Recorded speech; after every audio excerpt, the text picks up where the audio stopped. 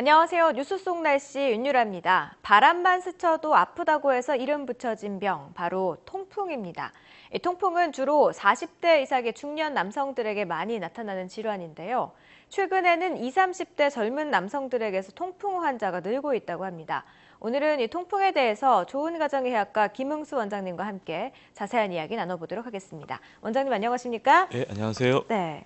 자, 통풍이란 어떤 질환인지 이거 먼저 알고 가야 예. 될 것 같아요. 통풍은 몸의 요산이 늘어나면서 생기는 병으로서요. 주로 중년 이상 남자에서 엄지 발가락이 심하게 아픈 증상으로 많이 내어납니다. 네. 요산은 음식을 통해 섭취되는 퓨린이란 물질을 통해서 몸에서 대사하고 남은 산물인데요. 예. 혈액 내 요산 농도가 일정 수치 이상을 넘으면은 고요산 혈증이라고 합니다. 요산은 혈액, 관절액 내에서 요산염의 형태로 존재하게 됩니다. 예. 요산염 결정이 관절의 연골, 힘줄, 주위 조직이 침착되어 염증 반응을 일으키는 병입니다. 그래서 관절에 심한 통증이 반복적으로 나타나면서 요산염의 결정에 의한 통풍 결절이 침착되면서 관절에 변형도 생깁니다. 아, 그래서 다양한 신장 질환을 일으키고요. 요산에 의해서 신장에 돌이 생기는 신석증이 나타나기도 합니다. 예.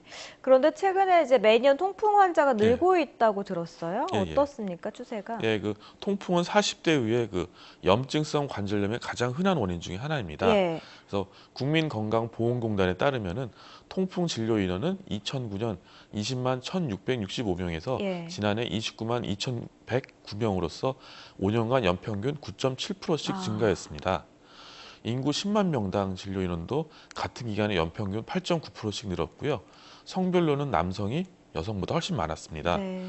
지난해의 경우는 남성 환자가 26만 6,378명으로 여성보다 10배 이상 많았습니다. 아, 연령대별로는 70세 이상이 인구 10만 명당 1,273명으로 가장 많았고요. 60대, 50대, 40대 순으로 뒤를 이어 나이가 높아질수록 환자가 늘어나는 추세를 보였습니다. 그렇군요. 말씀하신 것처럼 이제 통풍은 중년 남성들에게 좀 예, 많이 발생을 하고 있는 걸로 예, 알고 예. 있는데 그 이유는 어디에 있을까요? 예, 혈중의 요산치가 남자가 여자보다 높고요. 여자는 폐경기 위해 요산치가 상승하게 됩니다. 예. 그래서 남성은 신장에서 요산 제거 능력이 나이가 들수록 감소하게 되고요. 여성은 폐경 이전까지는 여성 호르몬의 영향으로 요산 제거 능력이 유지되기 때문입니다. 네. 또 통풍의 발생은 혈중 요산치가 높을수록 그리고 오랜 기간 지날수록 위험성이 높습니다. 그래서 중년 남성에서 많이 생기는 것으로 되겠습니다.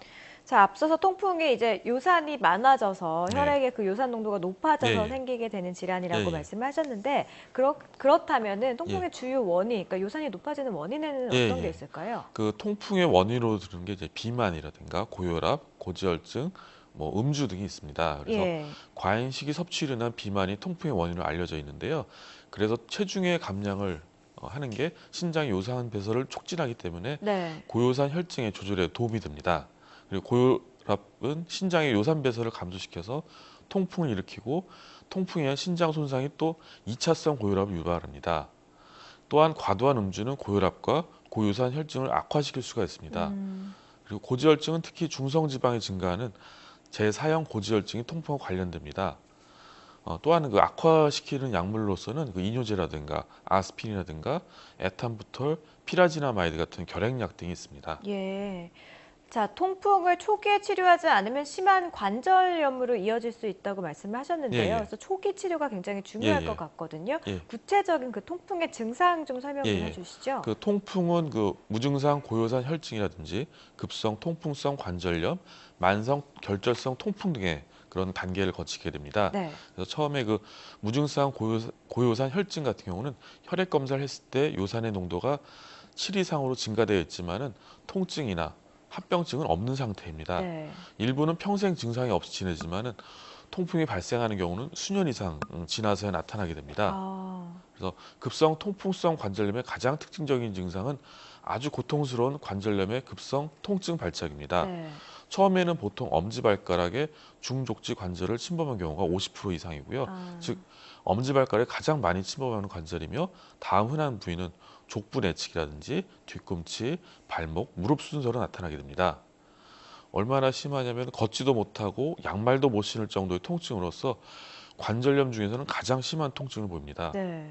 그리고 침범된 관절은 수시간 이내 뜨거워지고 붉게 변하고 붓고 극심한 통증이 발생하는데요. 가벼운 발작인 경우는 몇 시간 이내에 사라지거나 2, 3일 정도 지속되지만 심한 경우는 몇 주간 지속될 수도 있다고 합니다. 그래서 악화 요인으로서는 뭐 스트레스라든지 외상, 감염, 입원, 수술, 단식, 급격한 체중 감량, 그다음에 과식, 음주 등이 있습니다. 네. 그리고 지금 말씀해 주신 게 급성 통풍성 관절염의 가장 특징적인 것들을 예, 말씀해 예, 예, 주셨는데, 예, 자, 그렇다면 또 만성적인 통풍도 또 예, 증상이 좀 예, 다를 것 같거든요. 예, 예. 어떻습니까? 그 만성 결절성 통풍은 통증이 없는 그 간헐기를 지나서 예, 다른 종류의 관절염과 유사하게 나타나는데요. 예. 그 통풍 결절 형성과 통풍 발작은 고유사 혈증의 정도와 기간에 비례하게 됩니다. 그래서 첫 발작 후에 통풍 결절이 관찰되기 시작되는 시점은 평균 10년 정도 걸리는 것으로 되어 있고요. 네. 20년 후에는 25%의 환자에서 결절이 나타납니다. 통풍 결절은 그 귓바퀴에서 가장 흔하게 발생하면서 손가락, 손, 발가락, 발목, 무릎 등에 비대칭적이고 울퉁불퉁한 덩어리를 형성하기 때문에 더 큰 장갑이나 구두가 필요한 경우가 많습니다. 아, 통풍 결정의 크기가 점점 증가하게 되면은 그 상부 피부에 궤양이 발생해서 예. 통풍 결절의 내용물이 분비되기도 하고 또 그로 인한 감염이 생기기도 합니다. 그렇군요. 네, 통풍의 다 다른 증상들 좀 살펴봤고요. 치료법을 또 예, 궁금해하신 분들 계실 예, 예. 텐데요. 어떤 것들이 있을까요? 그 치료를 하는 목적은 그 첫째, 그 급성 관절염의 경우는 신속하게 그 관절염을 완화시켜주고, 둘째는 급성 관절염 재발을 예방하는 것이고, 예, 셋째는 관절이라든가 신장, 신체 다른 부위의 요산 결정체의 침착으로 인한 합병증을 예방하는 것입니다. 예. 그래서 동반된 고혈압이라든가 고지혈증, 비만을 적절하게 치료하는 것도 포함됩니다. 네. 그래서 통풍의 각 단계마다 치료를 설명해 드리자면은 첫째, 무증상 고요산 혈증의 치료입니다. 그래서 고요산 혈증에 기여하는 요인들에 대한 교육이 필요하고요. 고혈압 약으로 이뇨제를 쓴 경우는 다른 혈압약으로 교체하는 것이 필요합니다.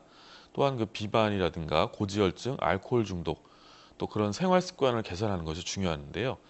또 고요산 혈증이 통풍을 일으키는 직접적인 요소나 명확한 증거는 없지만은 무증상 고요산 혈증을 치료할지 그런 여부는 정해진 원칙보다는 여러 가지 상황에 맞춰서 주치 판단에 맞춰서 시행해야 한다고 생각합니다. 네.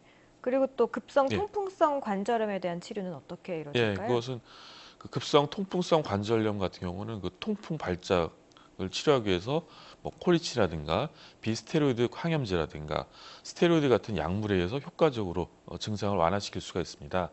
치료를 빨리 시작하면은 빠르고 효과적으로 증상이 호전될 수 있기 때문에 발작이 나타나게 되면은 즉시 약물 투여를 시작하는 것이 중요합니다. 네. 그 중에서도 비스테로이드 항염제가 가장 권유되는 치료약입니다. 그렇군요.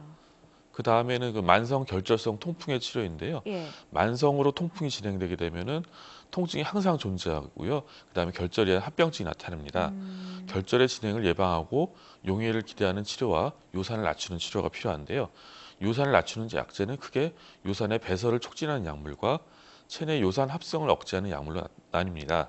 그래서 알로퓨린이라든지 프로베네시드 같은 요산 배설 촉진제가 많이 사용되고 있습니다. 네. 자, 오늘 김흥수 원장님과 함께 통풍에 대해서 이야기 나눠봤습니다. 고맙습니다. 예, 네. 통풍은 요산 수치를 낮추기 위해서 하루에 2리터 이상의 수분을 섭취하는 게 좋다고 합니다. 충분한 수분 섭취와 또 금주, 또 식이요법 등으로 건강한 몸 유지할 수 있도록 노력해야겠습니다. 뉴스 속 날씨 오늘 준비한 이야기는 여기까지입니다. 시청해주신 여러분 고맙습니다.